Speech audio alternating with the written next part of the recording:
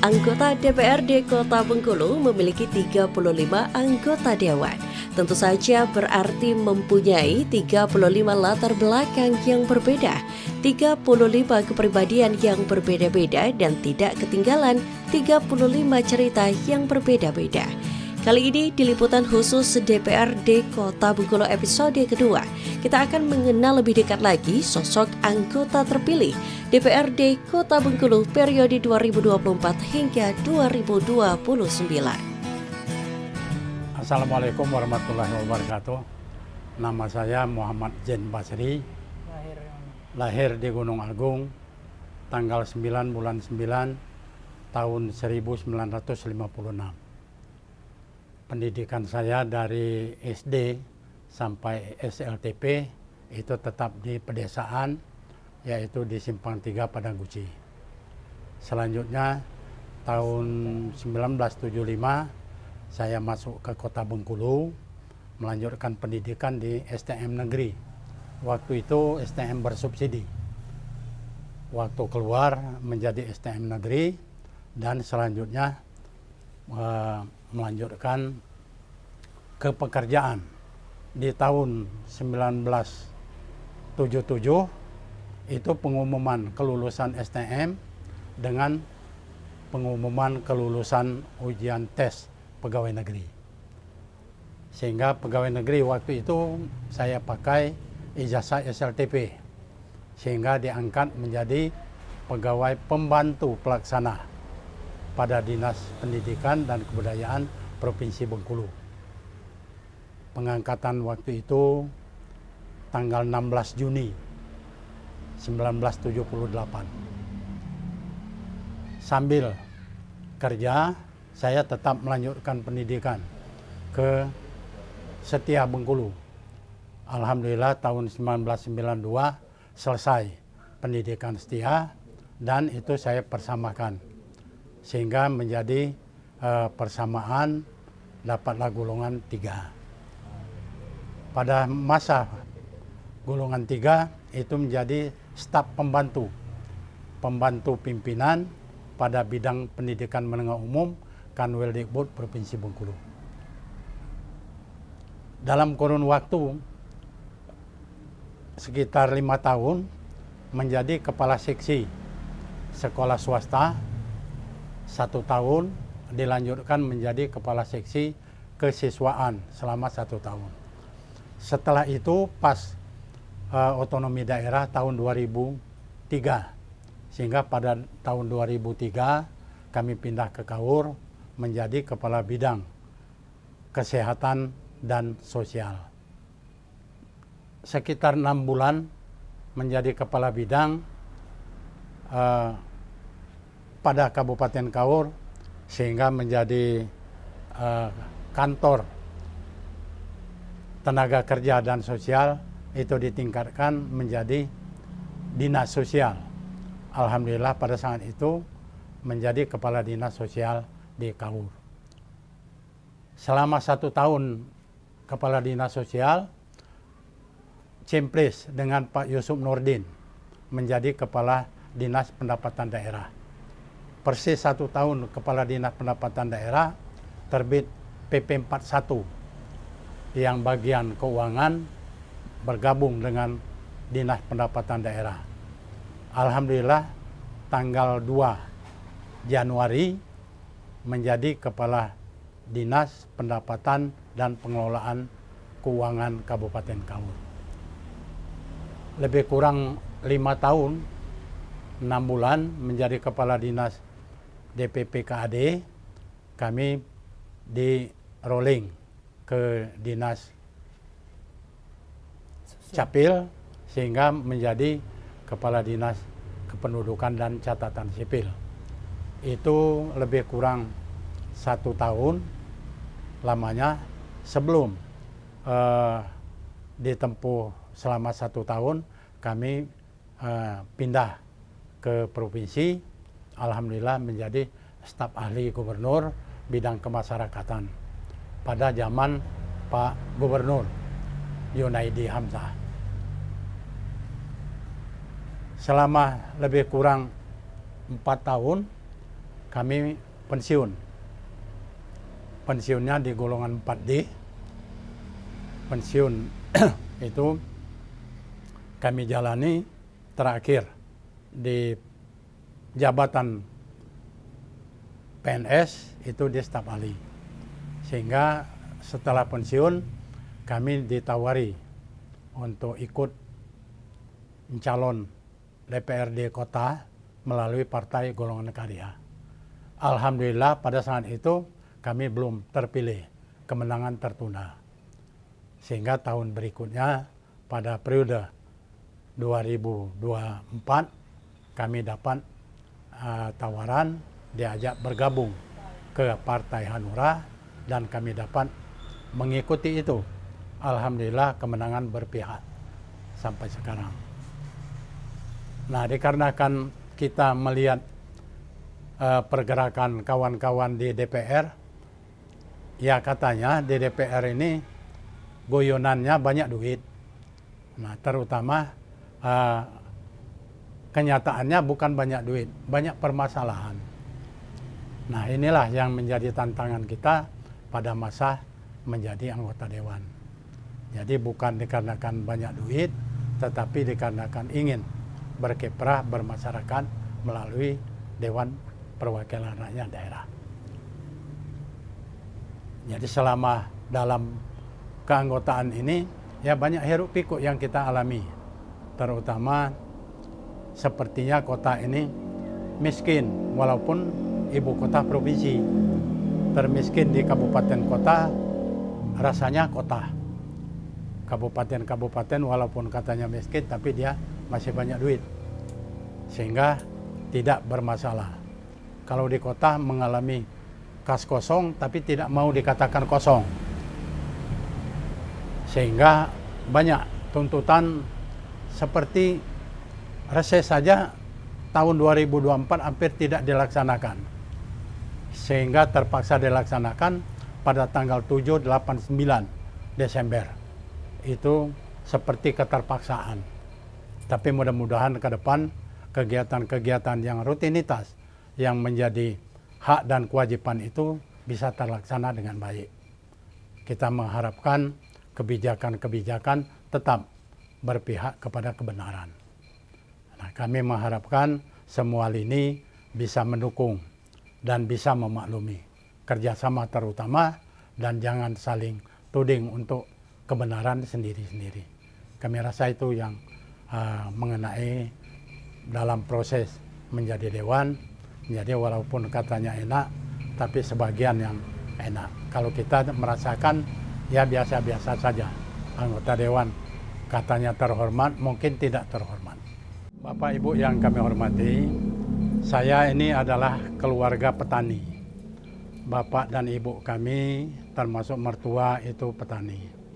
Jadi kami dilahirkan di pedesaan sebanyak 6 bersaudara, tapi sekarang sudah mendahului 2 orang kakak-kakak, yaitu kakak kebetulan yang tertua dengan yang nomor 3, mantan Bupati Kaur. Itu telah mendahului, meninggal dalam beberapa tahun yang lalu. Sedangkan kami sendiri itu berkeluarga tanggal 13 Maret tahun 79. Sekarang kami telah dikaruniai 3 orang anak dan 5 orang cucu. Anak yang pertama itu perempuan, namanya Norminson Opiarwanti. Sekarang dia sudah pindah ke DKI menjadi karyawan di Dinas Perdagangan dan Koperasi Kecil di Jakarta. Sedangkan suaminya itu di Pusdatin Depdagri. Anak yang kedua itu laki-laki, namanya Weldo Kurnianto. Sekarang PNS di Benteng. Secara kebetulan dia masih dipercaya menjadi Kepala Inspektorat Benteng. Itu dia mempunyai anak 2, sedangkan yang tertua mempunyai anak 3. Yang bungsu itu Tri Marcella Perdana Ayu. Dia alhamdulillah menjadi dokter di Jakarta. Sekarang dia menjadi manajer rumah sakit di Rumah Sakit Bunda Depok. Alhamdulillah dia masih lajang, sehingga sampai saat ini dia masih berstatus gadis, masih di Jakarta. Nah, sedangkan yang dari pihak istri itu dia mempunyai saudara 8. 8 ini 4 perempuan, 4 juga laki-laki. Tapi dalam hal ke-8 ini 3 telah mendahului, yaitu anak yang tertua, anak yang nomor 2, dan anak nomor 4. Nomor 5 itu yang telah mendahului. Nah, kami rasa kalau dari segi keluarga, rasanya kami itu merasa bangga banyak orang. Tetapi walaupun kadang-kadang cuma hitungan yang banyak, orangnya tidak banyak berkiprah di hidup kepemerintahan. Namun kami tetap masih bersyukur kami bisa mengikuti seperti yang kami rasakan. Ya, kalau anak yang tertua itu tadi pendidikannya SMP di Kota Bengkulu, SMA-nya di SMA 2 Bengkulu, S1-nya di Bandung, S2-nya di Bandung. Kalau anak yang nomor 2 ini pendidikannya sama, SMP dan SD sampai SMA di Kota Bengkulu, dan kalau S2-nya itu STE Jakarta. Alhamdulillah dia sudah selesai. Sedangkan si bungsu ini pendidikan awal SD menyelesaikan di Kabupaten Kaur, SMP di Kabupaten Kaur, SMA di SMA Negeri 2 Bengkulu, dan pendidikan dokternya di Universitas Muhammadiyah Jakarta. Sudah 4 tahun lebih dia sudah selesai, sehingga sudah mengabdikan diri di Jakarta. Mudah-mudahan untuk kedepannya diharapkan semuanya dapat berkiprah sesuai dengan keahlian dan ilmu yang dimiliki masing-masing. Itu yang tentang keluarga dan pekerjaan keluarga. Yang pertama, ingin bersama-sama dengan kawan bagaimana kira-kira bisa mengabdikan diri, turut serta mengabdi, dan katanya untuk mengikuti perbaikan-perbaikan masyarakat. Kalau bisa kita ikut membantu untuk berkiprah dalam masyarakat, dan kita menyalurkan aspirasi masyarakat. Kalau selama ini kita selalu mengusulkan kepada Dewan untuk dapat melaksanakan kegiatan-kegiatan yang bersifat kemasyarakatan. Kalau sekarang kita menampung, dan kita kalau bisa kita merealisasikan apa yang telah diusulkan oleh masyarakat, terutama masyarakat-masyarakat yang menjadi pendukung kita pada dapil kita sendiri. Itu yang menjadi beban kita, supaya kalau bisa masyarakat jangan kecewa dengan adanya kita masuk dalam partai, sehingga duduk di Dewan menjadi anggota. Dan selanjutnya kita akan berupaya untuk dapat mengemban amanah yang diberikan kepada kita. Terima kasih. Sosok Bapak di mata saya itu cukup baik dengan anak-anak, seperti teman, nggak seperti orang yang mendidik anak. Memang Bapak keras orangnya, disiplin itu. Jadi anak-anak selalu menurut, tapi dia seperti teman, nggak seperti orang anaknya takut, nggak. Sampai sekarang anak yang paling tua saya itu kalau pulang pasti itu gimana dengan bapaknya, pokoknya main, nggak ada ini. Semenjak dia pokoknya cukup disiplin lah. Kalau pergi ke kantor, karena kita semua selama tinggal di sini kan jauh. Saya di SMA 6, anak-anak SD 3, bapaknya di Diknas. Itu jam 6:30 itu udah start jalan. Jadi anak-anak tuh selalu jam 5:30 udah siap makan, udah selesai makan dan berangkat. Sampai dia menjadi anggota dewan, membagi waktunya cukup nggak begitu kalau kata orang sibuk, nggak juga, biasa aja.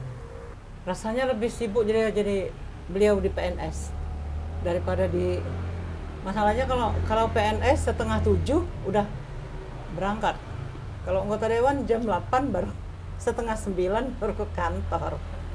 Paling itu yang perbedaannya, dia sering dinas luar, seminggu itu pasti ada keluar dinas luar. Kalau PNS dulu kan nggak begitu. Itulah perbedaannya dia di anggota dewan dengan PNS. Ya, kita selaku anggota dewan boleh dikatakan anggota dewan baru dibanding dengan yang sudah 2 periode dengan ada yang 3 periode. Jadi oleh sebab itu ya kita tidak mempermasalahkan periode keberapa dan keberapa, tapi kita tetap yang pertama kita mengemban amanah. Amanah ini di samping kita pertanggungjawabkan kepada pendukung, tapi yang tidak kalah pentingnya kita tetap mempertanggungjawabkan kepada Yang Maha Kuasa. Sehingga kita bekerja, boleh dikatakan kalau saya ada di rumah atau di Bengkulu pada hari Senin sampai Jumat, itu saya pasti ke kantor kalau bukan dinas luar. Sehingga ya dalam kurun waktu pelaksanaan itu ya kita selalu kalau bisa mencari pekerjaan atau mencari informasi-informasi melalui kawan-kawan yang telah lama maupun yang baru. Sehingga kita saling tukar pikiran dan banyak kita serap yang pikiran-pikiran yang positif sehingga menjadi bahan kita untuk ke depan. Dalam ke depan kita berharap semua masyarakat memaklumi atas segala yang terjadi pada dewan apabila itu memang kenyataannya yang benar. Nah, ini yang kami harapkan kepada masyarakat, baik itu pendukung secara khusus maupun secara umum seluruh masyarakat dan warga Kota Bengkulu. Ini kadang-kadang kita bisa menilai kelemahan orang itu sendiri, tapi kebaikan atau kelebihan dia tidak kita rasakan. Nah, itu yang kita harapkan, mestinya kerjasama yang baik. Sesama dewan juga kita mengharapkan sesama kawan saling ingat mengingatkan, jangan saling jerumuskan, dan kita kalau bisa semua kegiatan itu kebersamaan. Namanya kebersamaan dan semua itu dijalani dengan sukarela apa yang ada pada kita dan kita harus jalankan. Semua program kalau bisa terlaksana dengan baik sesuai dengan apa yang kita tujukan dan apa yang menjadi harapan masyarakat, terutama masyarakat pendukung kita di wilayah kita masing-masing. Itu yang harus kita pedomani dengan berpedoman dengan penjaringan aspirasi melalui reses. Ini direncanakan katanya bulan Februari itu akan reses di tahun 2025, tapi belum ada tanggal. Namun telah dibicarakan dan diusulkan kepada ketua untuk dapat menentukan jadwal pada pelaksanaan reses yang direncanakan pada bulan Februari. Mudah-mudahan dalam pelaksanaan ini tanpa kerjasama yang baik dari semua lini, kami rasa nonsen itu untuk mencapai hasil yang baik. Kami harapkan kerjasama baik itu dengan pihak eksekutif, baik itu sesama teman legislatif sendiri, sebaiknya kita kerjasama yang baik dan keterbukaan satu sama lain. Itu yang kami harapkan kepada teman-teman sehingga dapat berjalan, dan kita harapkan terutama semua anggota dari 35 itu harmonis dan kerjasama dari awal sampai akhir. Mudah-mudahan insya Allah Yang Kuasa merestui apa yang niat baik kita semua.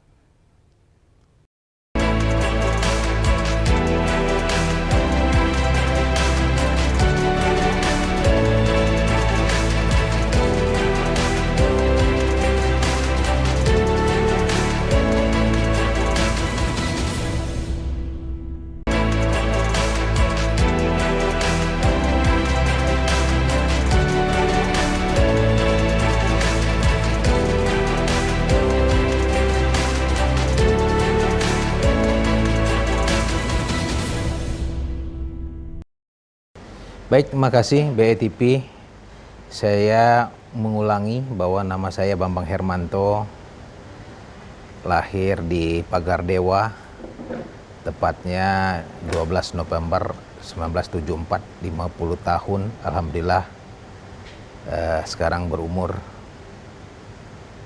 Kalau dari sekolah, karena saya lahirnya di Pagar Dewa, tentunya sekolahnya dari SD di Pagar Dewa, SMP di Pagar Dewa, dan SMA juga di Pagar Dewa.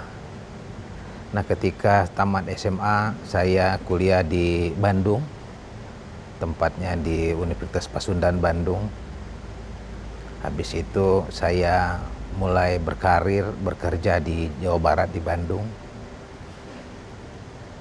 Karena waktu itu saya belum menikah berkarirnya, sehingga saya pulang ke Bengkulu, ketemulah Ibu Yeni ini, sekarang jadi istri saya di Kota Bengkulu.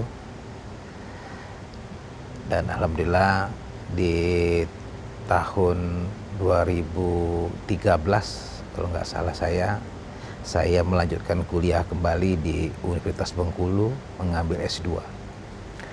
Alhamdulillah selama ini saya berkarir karena saya basicnya pengusaha di bidang kesehatan, ada klinik, ada laboratorium, dan jenis-jenis kesehatan yang lain yang selama ini yang saya kelola dan sampai hari ini masih.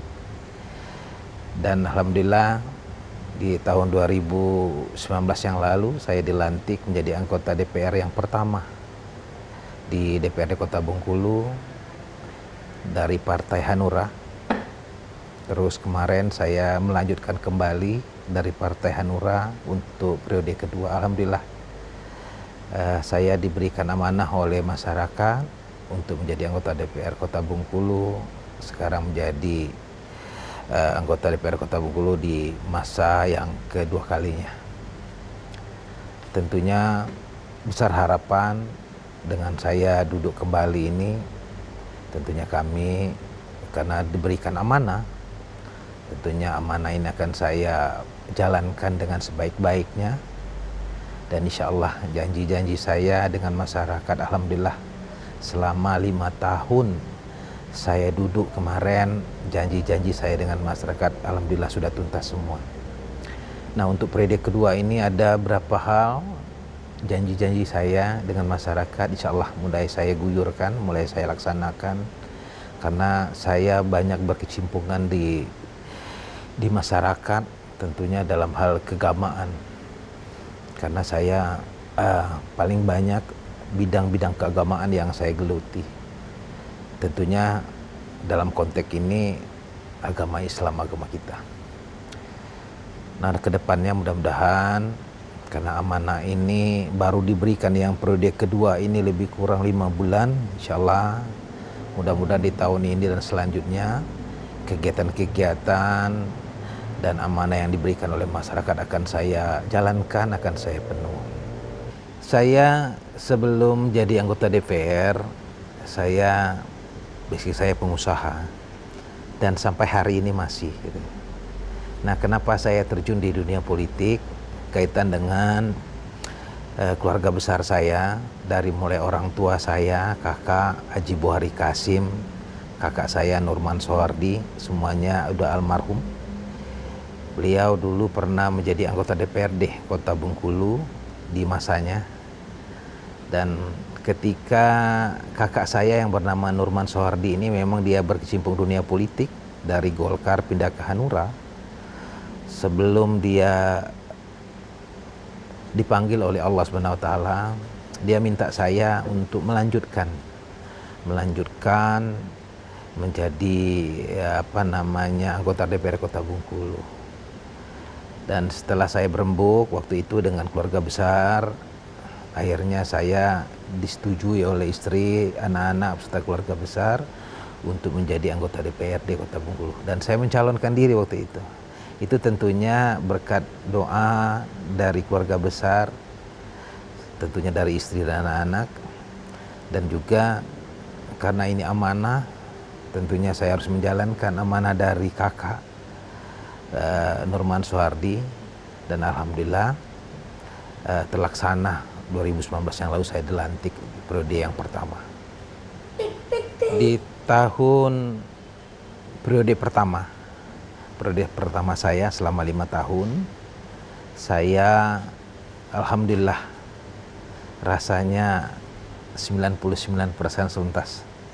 Keinginan masyarakat, amanah yang diberikan oleh masyarakat, yang diminta oleh masyarakat, saya harus begini, waktu itu harus begini, alhamdulillah semuanya dengan catatan saya yang punya 90%, 99% kayaknya sudah saya penuhi. Keinginan masyarakat Selebaran Kampung Melayu, walaupun ada sedikit-sedikit ya wajar, karena memang masih ada tahap berikutnya, dan tahap berikutnya mudah-mudahan ada yang kemarin masih kekurangan, insya Allah tahun 2025-2026 ini akan saya jalankan.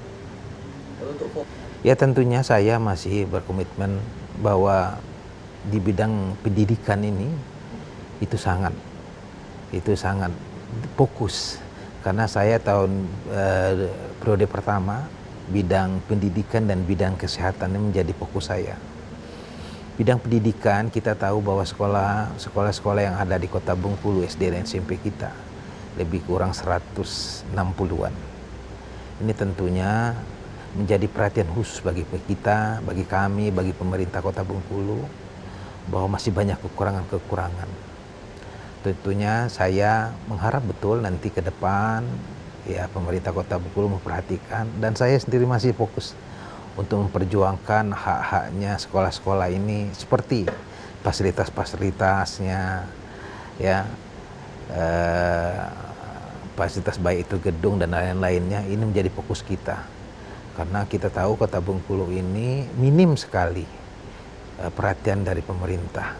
Baru berapa tahun ini saya lihat ada juga sentuhan-sentuhan dari pemerintah kaitan dengan sekolah. Kenapa demikian? Karena kita tahu bahwa dari sekolah dasar sampai nanti perguruan tinggi, SDM-nya kita, keinginan kita SDM-nya benar-benar bagus ke depannya, sehingga fasilitas yang harus kita utamakan.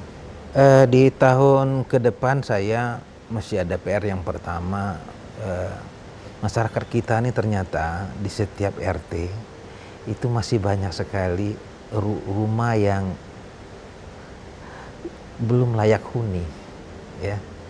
Karena oleh sebab itu ketika di periode saya pertama, alhamdulillah ada lumayan juga banyak saya mengakomodir keinginan masyarakat supaya nanti rumah-rumah yang layak huni, yang tidak layak huni menjadi layak huni, sehingga kita mengakomodir keinginan dari RT dan masyarakat. Dan tahun 2025 ini karena masih ada sebagian lagi yang belum, tentunya itu menjadi fokus utama saya untuk memperjuangkan rumah-rumah yang belum layak huni ini tadi, tentunya dengan nanti kami bekerja sama dengan Perkim tentunya di pemerintah Kota Bengkulu. Selanjutnya dalam konteks ini juga ada masjid dan musala yang saya lihat belum tersentuh. Ya, kenapa belum berkembangnya masjid, dalam arti belum bagusnya masjid? Karena mungkin faktor X di lingkungannya yang belum mendukung, sehingga sentuhan dari pemerintah dan kami sendiri tentunya harus kita jalankan, sehingga tempat-tempat ibadah kita ini nanti ke depannya insya Allah mudah-mudahan bagus semua.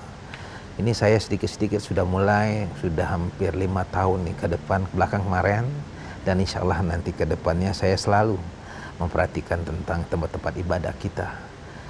Yang ketiga yaitu tentang pendidikan. Tadi saya sampaikan bahwa pendidikan ini penting karena 3 tahun belakang saya ngelihat bahwa sekolah-sekolah kita ini dari fasilitasnya sangat kurang sekali. Di antaranya meja kursinya, ya, gedungnya, terus plafonnya masih bocor-bocor. Alhamdulillah Selebar Kampung Melayu rasanya tinggal sedikit lagi yang begitu ya. Saya selalu membantu di kegiatan-kegiatan ini, tentunya karena saya masuk di anggaran, saya selalu meminta pemerintah Kota Bengkulu kerjasama dengan Diknas untuk saling membantu kita supaya sekolah-sekolah yang karena kita sidak pernah kita lihat ini nantinya ke depannya sama rata dengan sekolah-sekolah favorit yang ada di Kota Bengkulu. Berapa besar pengaruhnya? Sangat besar sekali pengaruhnya. Karena saya hadir di dunia politik langsung diberi amanah menjadi sekretaris DPC Partai Hanura Kota Bengkulu. Alhamdulillah sampai sekarang saya masih jadi sekretaris. Sehingga masuk terjun di dunia politik pertamanya saya agak bingung ngelihat di dunia politik ini. Tapi alhamdulillah berjalannya waktu ya saya bekerja sama dengan ketua dalam hal ini DPC dan DPD. Akhirnya saya mencalonkan diri di Partai Hanura. Partai Hanura membesarkan saya sampai sekarang. Alhamdulillah saya bangga menjadi seorang partai politik yang bernama Partai Hanura. Begitu bangganya saya karena saya belajar dari Partai Hanura dari nol. Nah, kemarin ya karena saya memang orang organisasi, dari dunia organisasi, di kampus juga saya mantan-mantan ketua organisasi. Tentunya saya terbiasa dengan kumpul-kumpul dengan teman-teman, sehingga ketika di dunia partai politik saya rasa saya masih biasa-biasa saja. Dan alhamdulillah insya Allah mudah-mudahan sampai hari ini sejak saya duduk dapat 3 kursi di Partai Hanura, periode kedua juga 3 kursi. Alhamdulillah kami satu fraksi di DPR Kota Bengkulu. Baiklah, nama saya Yeni Novrianti, sudah menikah dengan Pak Bambang dari tahun 2003. Keseharian Pak Bambang ini orangnya tegas, agak cerewet, tapi apa ya, kalau sama anak-anak itu merangkul. Kalau tidak ada yang bisa ditutup-tutupi kayak gitu. Kalau seandainya hari-hari ada sempat ngobrol atau di meja makan, itu pasti ditanya apa kegiatan, terus gimana sekolah. Kalau sama anak-anak lumayan perhatian. Kalau membagi waktu, mungkin di hari-hari kantor memang agak sibuk. Cuma di hari Sabtu, Minggu atau hari-hari libur, biasanya kami itu kalau seandainya nggak keluar, biasanya ngumpul di rumah buat masaknya sama-sama, terus makannya di sini. Terus kalau seandainya anak-anak pengen makan di luar ya keluar. Terus kalau seandainya mau liburan, anak-anak mau berenang atau mau apa, ya cari hari yang pas pergi. Tapi tidak harus keluar kota. Paling-paling kalau weekend di dalam kota sini aja. Agar Bapak Bambang bisa menjalankan amanah dengan sebaik-baiknya. Itu yang pertama. Karena mungkin yang pertama, periode kedua ini mungkin agak lebih berat karena kan harapan masyarakat itu mungkin kan lebih banyak kepada Pak Bambang. Jadi agar bisa membantu masyarakat yang sudah memberikan kepercayaan kepada Pak Bambang.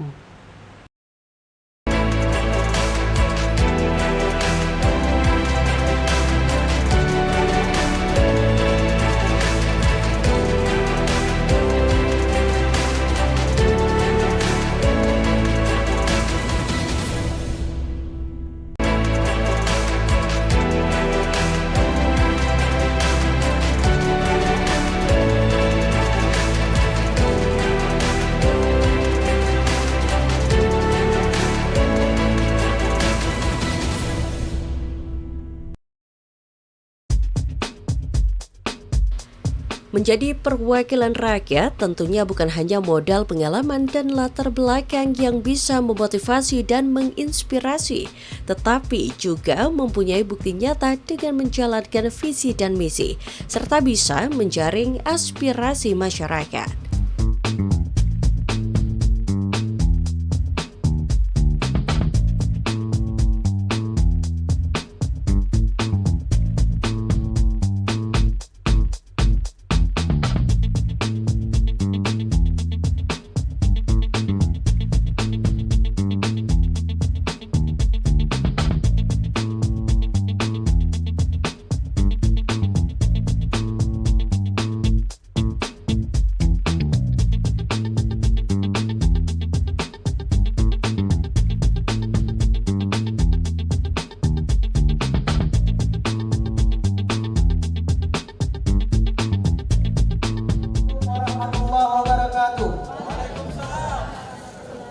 Selamat sore dan salam sejahtera bagi kita semua.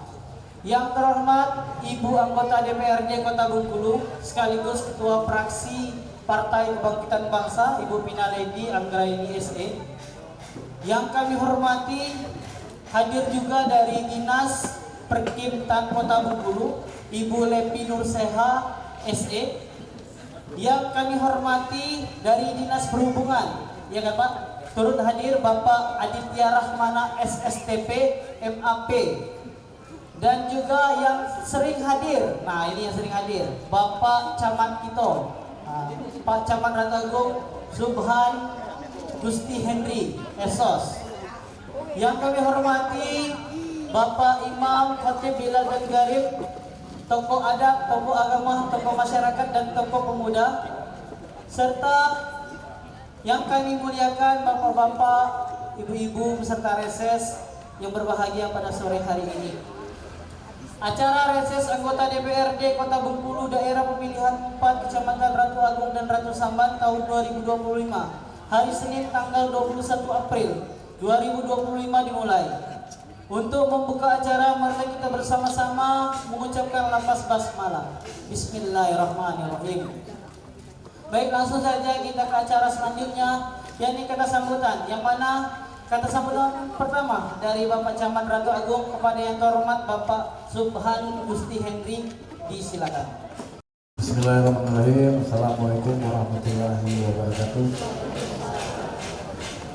Kalau yang mulai ke pantun saya tidak perlu pantun.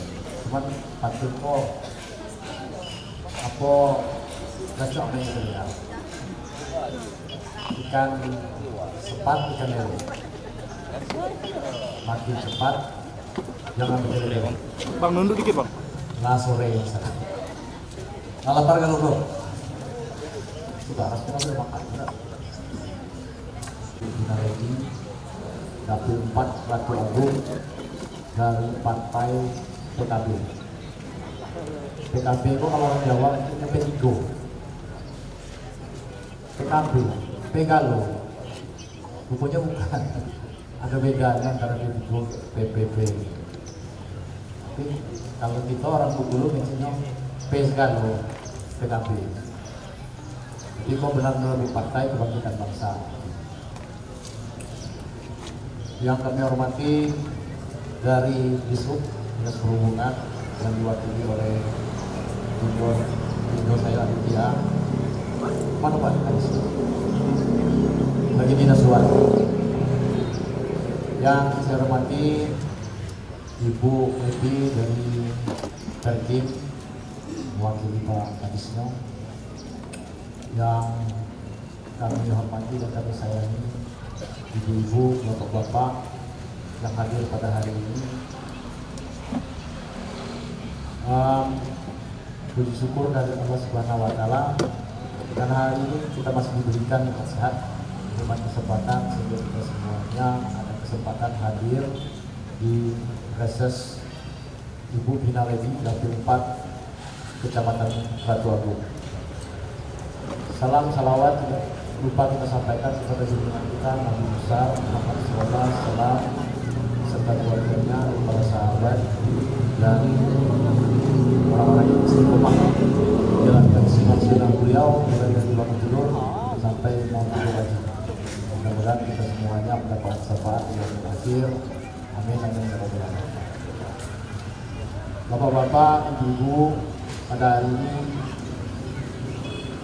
dan sudah seperti sebelumnya bahwa setiap tahun ya kita mengadakan reses di wilayah dapil atau konstituen anggota DPR Kota Bengkulu.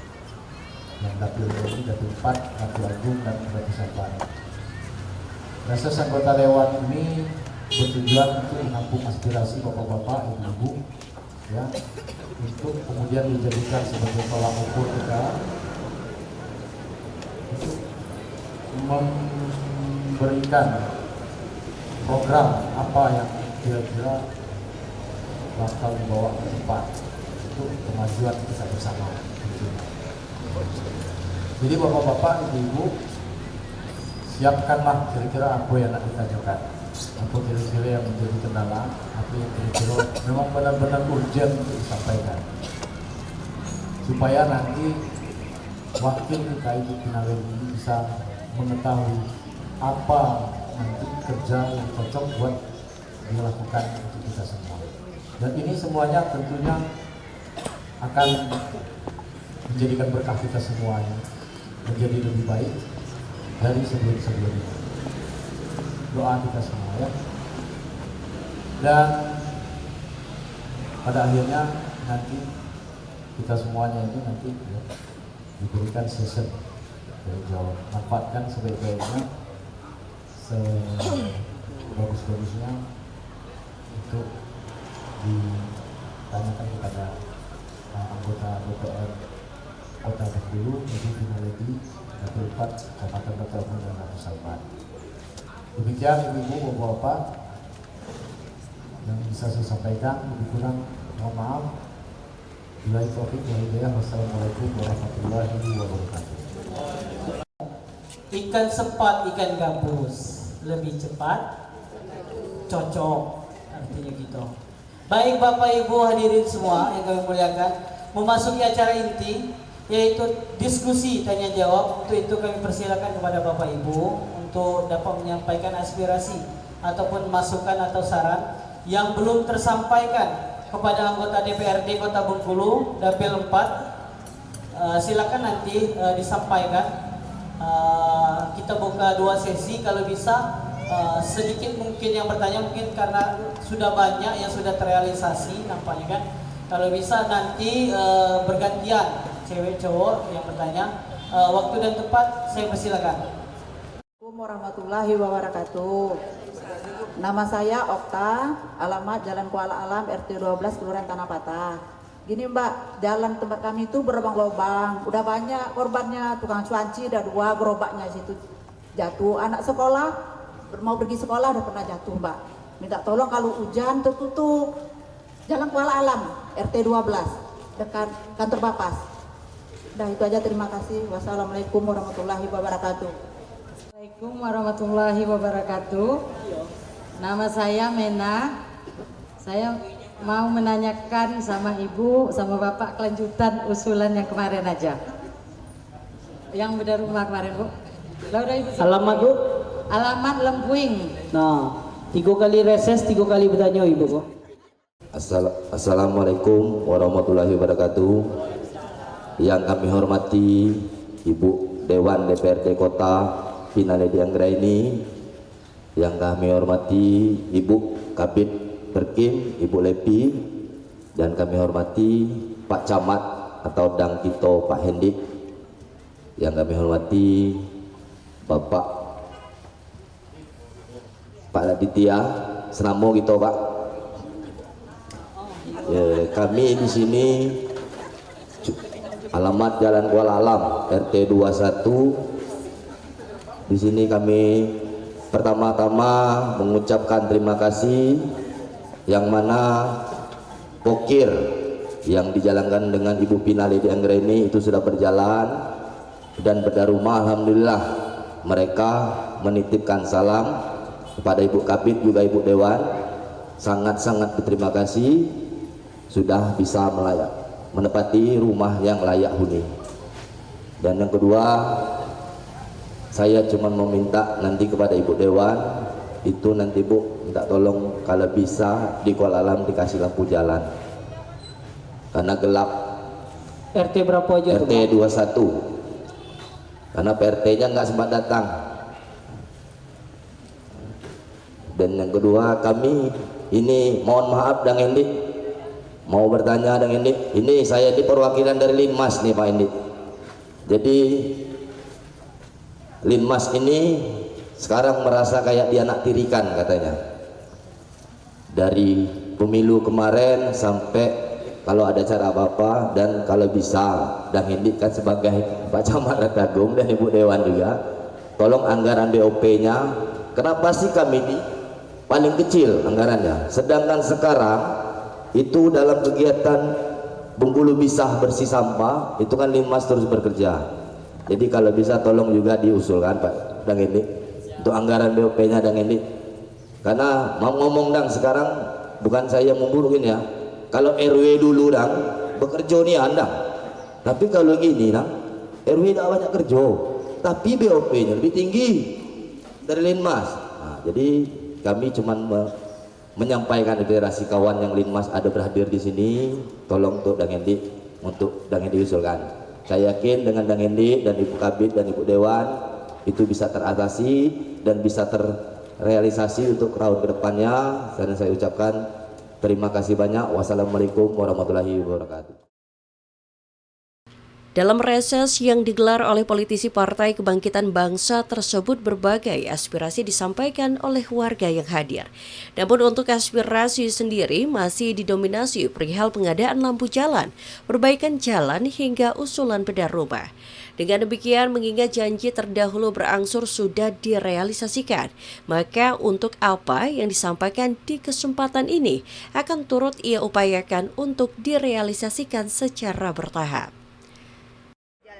Ya, tadi kan setiap reses selalu itu yang diminta sama warga, yang disampaikan ke saya. Aspirasinya selalu lampu, bedah rumah, sama perbaikan jalan tadi. Nah, insya Allah kan setiap yang masuk ke saya pasti terrealisasi. Nggak ada yang nggak saya realisasikan, pasti semua berjalan lancar. Kayak bedah rumah, alhamdulillah semua yang diusulkan bedah rumah itu di ACC dan semuanya berjalan.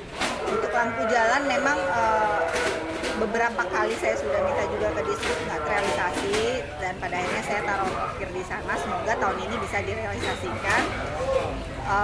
Untuk jalan yang banjir juga setiap tahun juga kan pasti saya realisasi. Ini kan tadi laporan-laporan baru yang masuk ke saya, bukan laporan yang lama, bukan permintaan lama, tapi ini kan permintaan baru. Jadi saya tetap menunggu proposal dulu yang dibuat warga, nanti bisa dimasukkan ke kami. Nanti proposal itu dalam bentuk proposal dan nanti kita tidak lanjuti lagi ke depannya.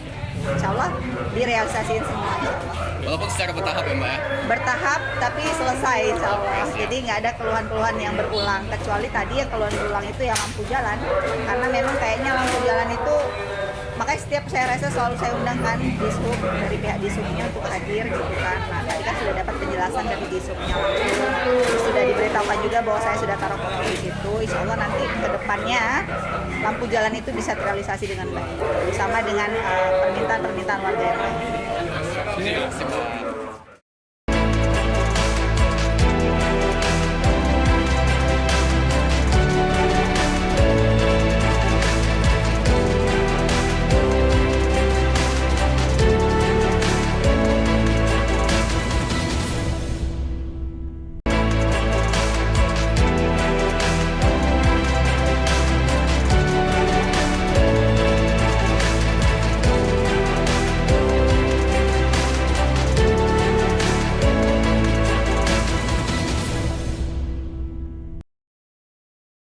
Sementara itu, anggota Komisi 1 DPRD Kota Bengkulu, Riuslan, juga menggelar reses guna menjerap aspirasi masyarakat, khususnya yang berada di wilayah Kecamatan Gading Cempaka dan Singaranpati.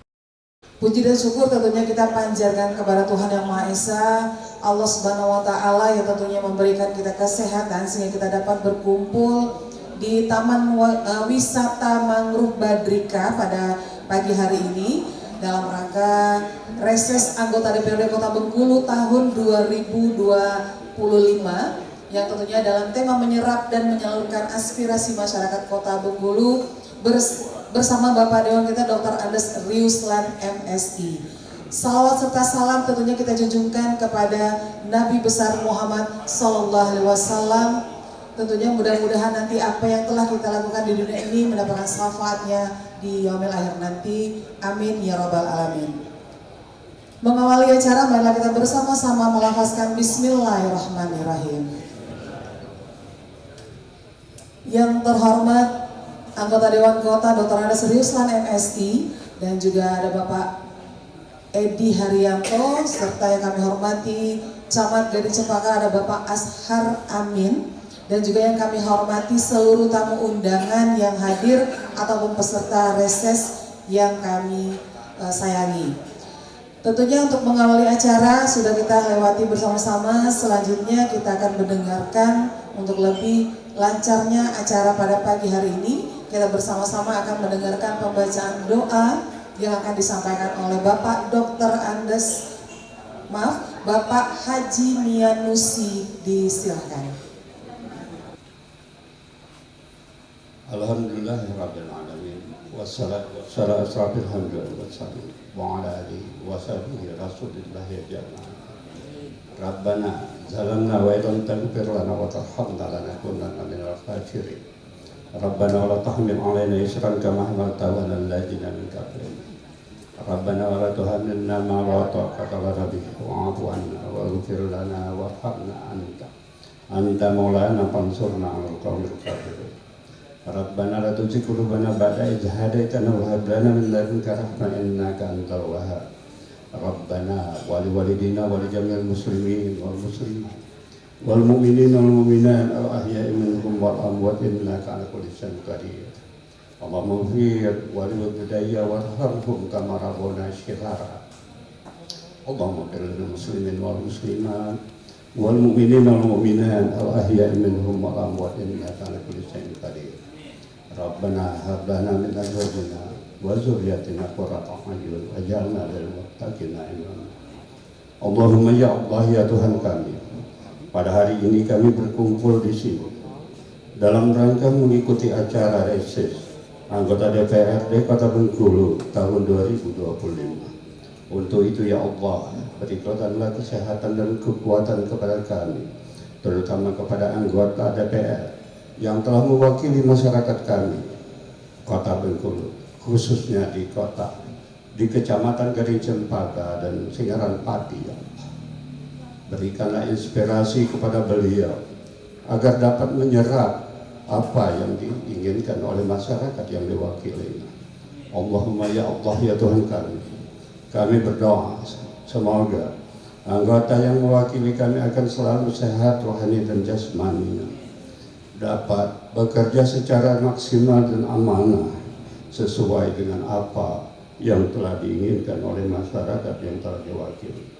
Semoga beliau menjadi wakil yang betul-betul amanah, dapat bekerja sesuai dengan ketentuan yang telah berlaku.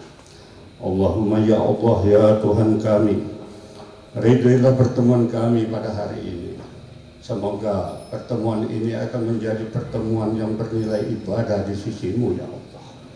Dan seandainya ada kesalahan-kesalahan kami ya Allah, maka maafkanlah ya Allah. Pada hari ini kami bertemu ya Allah. Perpisahan kami kiranya nanti akan dapat berpisah secara rukun, damai, dan mengandung hal yang dapat bernilai ibadah ya Allah. Allahumma ya Allah ya Tuhan kami, kabulkanlah pinta dan doa kami ya Allah. Kabulkan pinta dan doa kami ya Allah. Rabbana atina fid dunya hasanah wa fil akhirati hasanah wa qina adzabannar. Subhanaka rabbil izzati amma yasifun wa salamun alal mursalin walhamdulillahi rabbil alamin. Assalamualaikum warahmatullahi wabarakatuh. Selanjutnya kita akan mendengarkan sambutan dari anggota Dewan Kota. Kali ini bersama-sama Bapak Dr. Andes Riuslan MSI yang akan menyampaikan. Disilakan. Assalamualaikum warahmatullahi wabarakatuh. Alhamdulillah Alhamdulillahirabbil alamin. Assalatu wassalamu ala asrafil anbiya wal mursalin wa ala alihi wa ashabi ajmain. Amma ba'd. Yang sangat kami hormati, saya muliakan dan saya banggakan Bapak Ibu, para orang tua, para sesepuh, para senior kami, peserta reses yang hari ini pun insya Allah sehat walafiat dan berbahagia.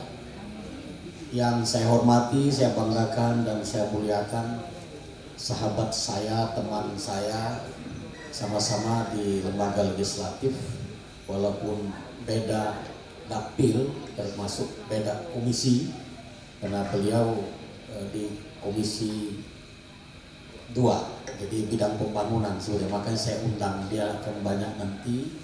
Mungkin berjuang ketika di badan anggaran nanti, dan lebih banyak juga dia, kalau nggak salah di Banggar ada kawan lain. Yang kita hormati, kita muliakan pamong kita, Pak Camat Gading Cempaka. Ini saya kenalkan, ini junior ketika saya masih aktif ikut bapak beliau di mana tempo hari. Pak Jami'an Katmir itu 6 periode jadi anggota DPR. Di Kabupaten Bogor Selatan, di Kaur, dan Melanglang Buana, karena dia politisi sejati dari Partai Golkar. Kak Toto mungkin tahu Pak Jami'an Katmir kan. Beliau inilah kader tapi masih harus sukses dulu di birokrasi. Satu saat saya katakan satu saat harus, karena penerus orang tua itu lebih bahagia orang tua melihat kadernya yang di birokrasi berhasil. Tapi satu saat kita dorong untuk terjun di politik praktis. Mau ngabdi di Kaur nggak masalah, akan lebih baik di kota, di provinsi. Beliau ini Muara Saung, jadi Semendedagat asal bapak beliau. Jadi masih itulah politisi sejati, sama dengan orang-orang yang kita kagumi, orator betul. Pak Zainuddin Yasul, Pak Udari Hamid, termasuk Pak Jami'an Katmir. Nah itulah angkatannya. Dan saya junior mereka dan dia junior saya sekarang. Bapak Ibu yang kami hormati, para ketua RT, ketua RW, teman-teman saya yang sangat saya banggakan dari media cetak dan elektronik, media online. Hari ini sengaja ada beberapa teman-teman yang ikut hadir karena saya backgroundnya adalah dari orang media yang dibesarkan dari A sampai Z. Saya hidup di sana, besar di sana, saya bisa, mohon maaf, agak sedikit dikenal juga di masyarakat Bengkulu. Itu karena media, dan saya sampai pengabdian terakhir selama 37 tahun lebih itu di media. Dan karena itu saya sangat bangga dengan profesi ini, walaupun akhir-akhir ini ada yang sedikit melenceng, tapi karena ini dinamika sebuah perkembangan yang harus kita hormati dan ini adalah sebuah proses. Bapak Ibu, kita patut bersyukur sekali lagi kehadirat Tuhan yang Maha Kuasa Allah Ta'ala. Karena pagi tadi saya agak cemas, Pak Camat, Pak Edi. Hari agak gerimis, hujan lebat disertai agak guruh, kemudian angin agak kencang. Saya kira ini agak molor jauh atau bisa jadi nggak ada pesertanya, nggak ada yang datang. Tapi sekali lagi tentu ini sudah diatur ritmenya oleh Allah Subhanahu Wa Taala. Perputaran seperti itu ternyata cuaca sangat sejuk. Nah, kita memang tidak boleh berprasangka buruk, tapi sekali lagi ini hikmahnya luar biasa, sejuk sekali pagi hari ini. Dan sekali lagi karena anugerah ini dari Yang Maha Kuasa, kita bersyukur kehadirat Tuhan Yang Maha Kuasa. Kemudian salawat dan salam mudah-mudahan senantiasa Allah curahkan kepada junjungan kita Nabi besar Muhammad sallallahu alaihi wasallam. Allahumma shalli ala Muhammad wa ala ali Muhammad. Bapak Ibu hadirin yang sangat saya hormati, peserta reses, Pak Camat, Pak Edi Batrika, teman-teman panitia yang saya sayangi. Sekitar 5 bulan silam di tempat ini pun pesertanya sebagian besar kita ini juga itu sudah kita laksanakan reses di sini.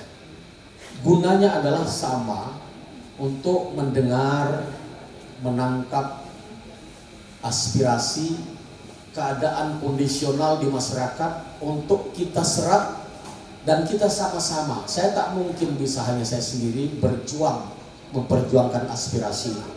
Keinginannya kompleksitas, sangat luas. Dari A sampai Z, dari mulai keinginan ini, keinginan dan, tapi itu warna-warni yang memang kehidupan atau corak di masyarakat. Tapi sekali lagi ini adalah menjadi sebuah kebanggaan ketika banyak amanah yang ingin dititipkan. Walaupun saya sangat paham, belum tentu saya mampu melakoni atau menyerap, memperjuangkan aspirasi itu. Karena itu hari ini ada Pak Camat, ada teman saya, ketika nanti proses demi proses soal hal-hal yang berkaitan dengan aspirasi atau keinginan publik, keinginan masyarakat di dapil saya, insya Allah kita akan gulirkan, kita bawa ke sana untuk kita bahas. Kenapa tidak sepanjang kita bisa berbuat untuk orang, berbuat baik, berbuat sesuatu yang nilainya barangkali kita nilaikan ke ibadah, tentu semua orang mau.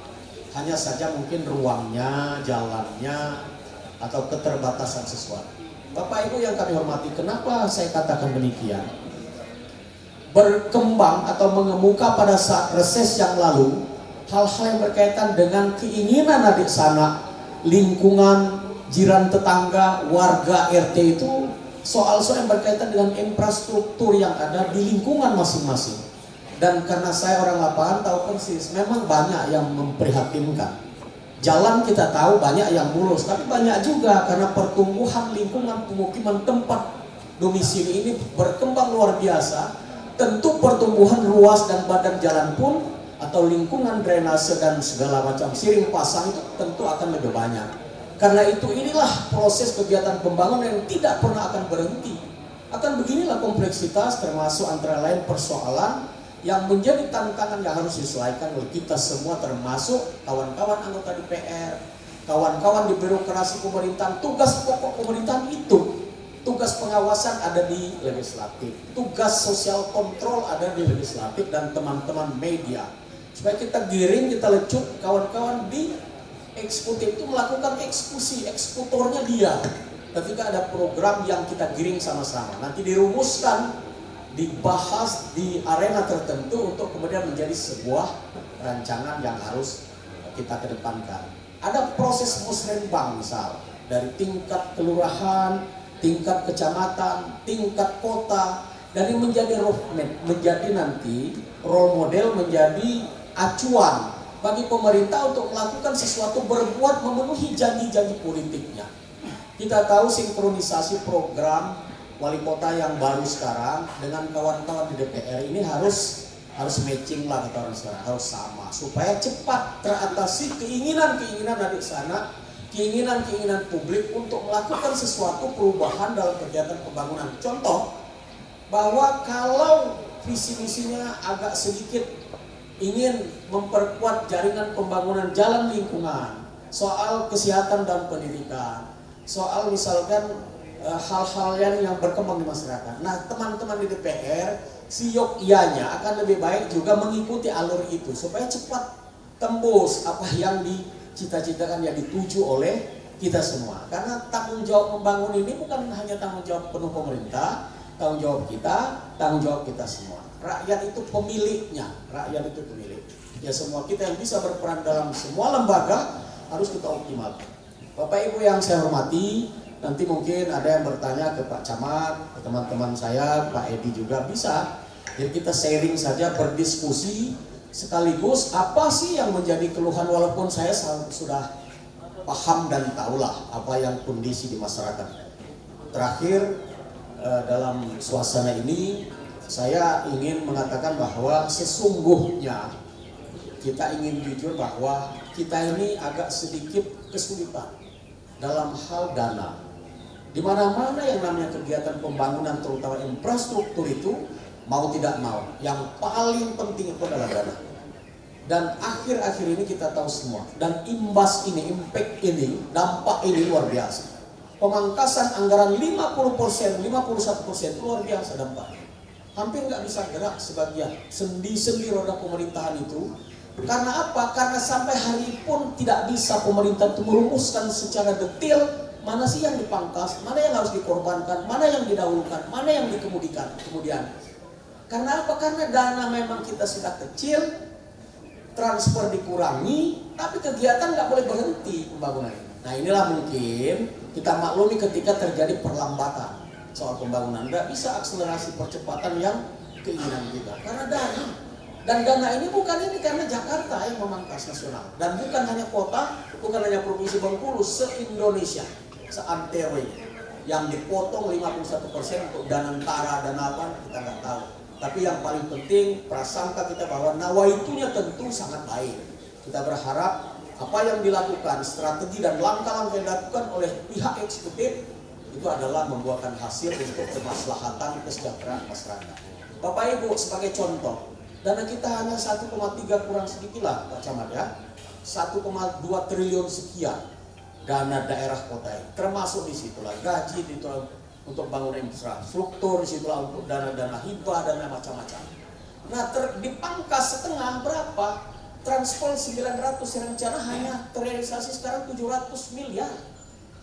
Kemana? Sekian. Mana yang rasionalisasi dan simplisitas ini, inilah yang sekarang OPD, pemerintah kota, kabupaten lain belum bisa memfinalkan mana-mana ini. Makanya agak terjadi perlambatan. Jujur saja teman-teman di DPR juga kan, babak belur, DL harus dipangkas, apalagi yang namanya ATK, apalagi yang lain-lain, itu sudah harus dipangkas. Nah ini imbasnya tentu kegiatan pembangunan infrastruktur, ini yang sedang ditata.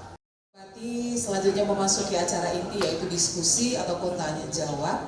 Untuk itu kami persilakan nanti Bapak Ibu yang kiranya ada masukan ataupun ada aspirasi yang akan disampaikan oleh Dewan kita yang hadir dan juga ada Bapak Camat yang mungkin akan bantu nanti dalam acara hari ini ya, karena ini acaranya santai, jadi saya mohon untuk tidak terlalu formal ataupun terlalu kaku ya. Kami silakan mungkin 3 penanya untuk kami. Warahmatullahi wabarakatuh.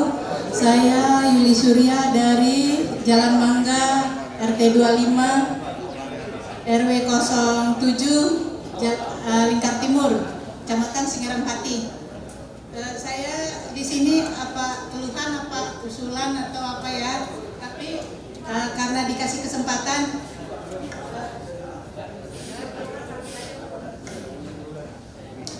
ini Pak keluhan kita dari Jalan Mangga ya Pak ya.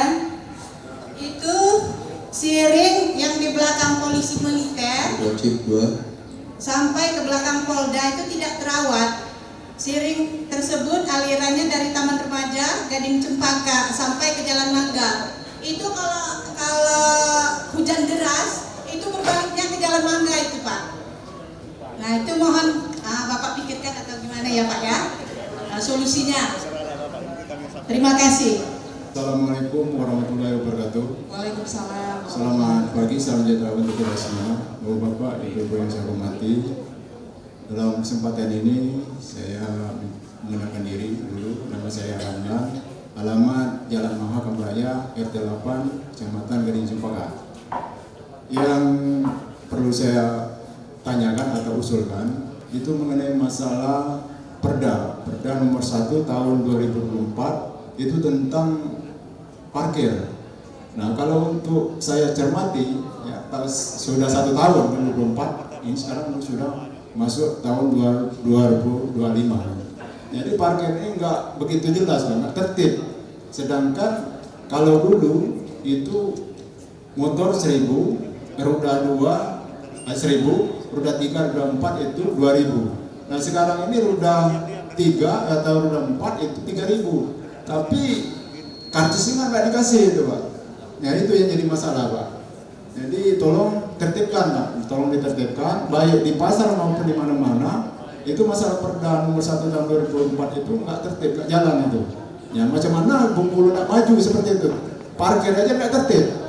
Itu yang pertama. Yang kedua mengenai masalah minuman keras ini Pak.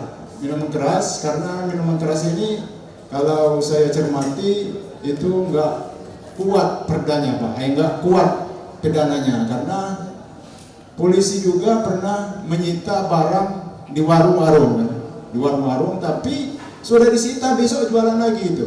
Jadi untuk pikirannya tidak ada.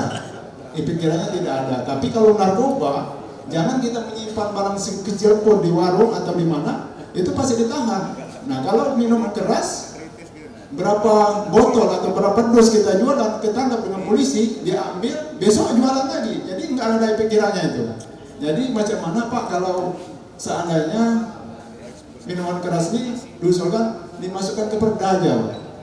Jadi kalau mencap perda, kalau seandainya nanti terjadi sesuatu, dia didenda sesuai dengan aturan yang berlaku. Saya rasa itu yang bisa saya sampaikan. Terima kasih. Assalamualaikum warahmatullahi wabarakatuh. Terima kasih. Selanjutnya ada lagi di depan ya.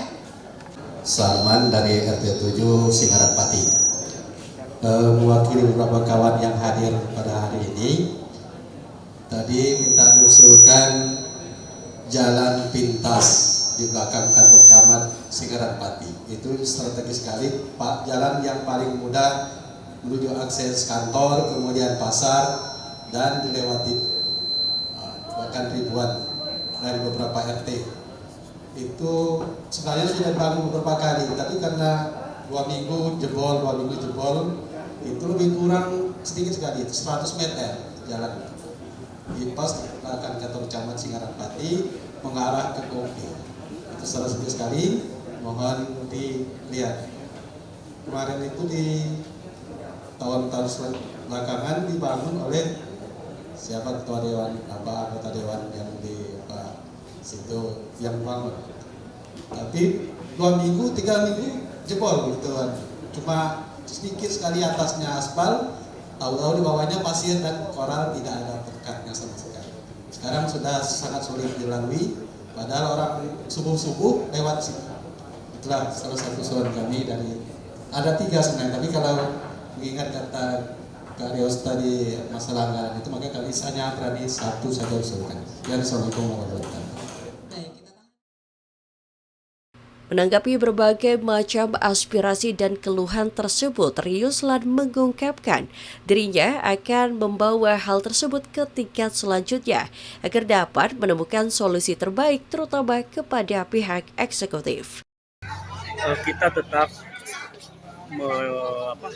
merespon apa yang disampaikan oleh masyarakat atau warga. Namun demikian kita tetap menjadi satu kesatuan dari reses yang dulu sebagai tindak lanjut, karena ada beberapa hal yang memang mengemuka lagi di reses ini untuk kemudian ditanyakan dan minta diakomodir. Kita berusaha semaksimal mungkin sepanjang itu memang prosedural, kemudian memang sangat memungkinkan ada dananya untuk mengeksekusi apa yang direncanakan itu. Saya kira itu saja. Jadi sekali lagi diskusinya sangat hidup dan aspirasi itu berwarna-warni, banyak coraknya, dan kita insya Allah akan menyampaikan ini kepada pihak eksekutif kemudian untuk kita kawal, karena ada kegiatan-kegiatan yang sangat besar yang perlu ditangani di lingkungan masyarakat. Tim Liputan BETV melaporkan.